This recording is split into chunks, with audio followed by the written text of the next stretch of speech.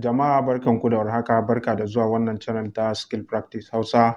A wannan bidiyo zan nuna yadda mutum zai yi downloading sabon application na Satoshi da kuma yadda zai yi participating a AirDrop. So da farko za ka fara buɗe application ɗin kamar haka.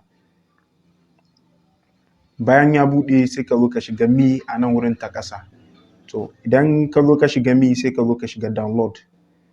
Da muka shigo nan wurin download sai ka zo ka clicking wannan link ɗin. In bai yi ba sai ka copy, in ka copy link ɗin sai ka zo ka buɗe browser. A nan zan zo in yi amfani da Chrome browser kamar haka. So a nan sai mu zo mu sanya link ɗin sai mu paste sai mu shiga enter.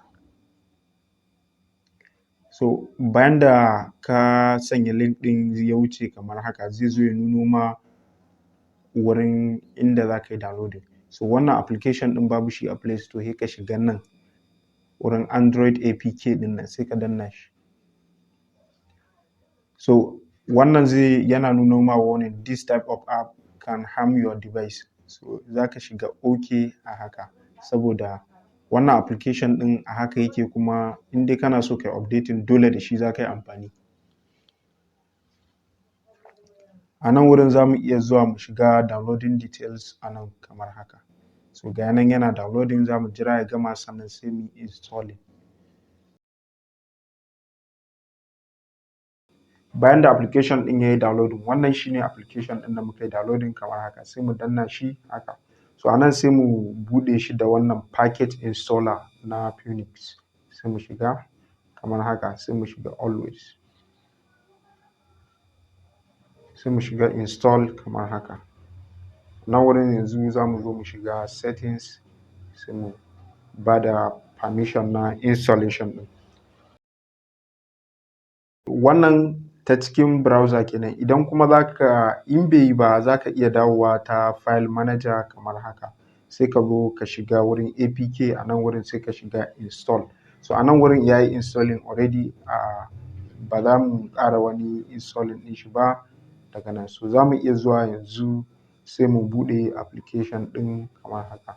So yanzu za mu fara kulle wannan asalin wanda muka buɗe ɗazu. Sannan sai mu zo mu duba shi a nan ƙasa kamar haka. Yanzu sai mu danna mu ƙara buɗe shi. So wannan shine sabon application da muka yi downloading muka yi installing. Bayan da ka yi installing da kwai buƙatan ka ɗan bashi lokaci ya yi fetching login details na wancan ɗayan application da ka ɗora wannan a kan shi. A yanzu ga yanan wurin ya nuno my hash a nan sama, ga BTC ga kuma Core. Abu na biyu a nan wurin shine za mu yi participating a AirDrop. AirDrop ɗin nan shine za mu zo sai mu shiga add project a nan wurin. A nan wurin yanzu ya buɗe kamar haka yadda za mu iya gani.